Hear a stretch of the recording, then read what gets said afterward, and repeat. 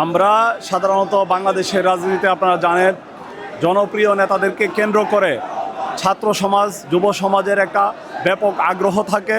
আর বিশেষ করে বিএনপির মাননীয় ভারপ্রাপ্ত চেয়ারম্যান জনাব তারেক রহমান দীর্ঘদিন নির্বাসনে ছিলেন। সেই নির্বাসন থেকে তিনি ঐতিহাসিক একটি প্রত্যাবর্তন করেছেন বাংলাদেশে। বাংলাদেশ জাতীয়তাবাদী ছাত্রদল সহ ছাত্র সমাজের সকল ছাত্রদের মধ্যে এক ধরনের আপনার ব্যাপক আগ্রহ কাজ করছে।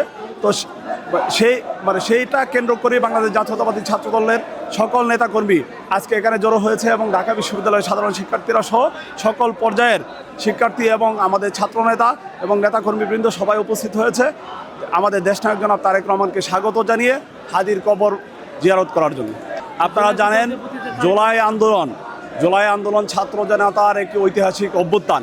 এই অভ্যুত্থানের মাধ্যমে এই খুনি হাসিনার 17 বছরের অপশাসনের এবং দুঃশাসনের অবসান হয়েছে।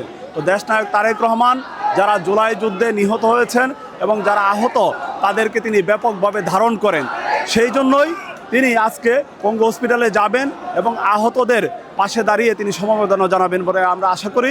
এবং তিনি অচিরেই এই অল্প সময়ের মধ্যেই তিনি পঙ্গু হসপিটালে যাবেন, আহতদের পাশে থাকবেন এবং আগামী দিনেও তিনি প্রধানমন্ত্রী নির্বাচিত হলে পাশে থাকার আশাবাদ ব্যক্ত করবেন। স্বাভাবিকভাবেই দেশনায়ক জনাব তারেক রহমান বাংলাদেশের সবচেয়ে জনপ্রিয় নেতা।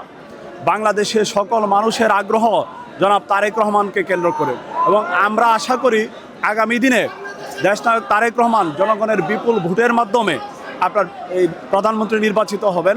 সেজন্যই বাংলাদেশে দেশনায়ক তারেক রহমানের স্বদেশ প্রত্যাবর্তনের সঙ্গে সঙ্গেই বাংলাদেশে একটি স্বস্তির পরিবেশ ফিরে এসেছে।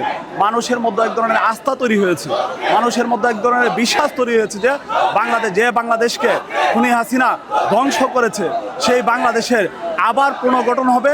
এই বিশ্বাস জনগণের মধ্যে তৈরি হয়েছে বলেই বাংলাদেশের সকল রাজনৈতিক অস্থিরতা দূরীভূত হয়েছে বলে আমরা বিশ্বাস করি।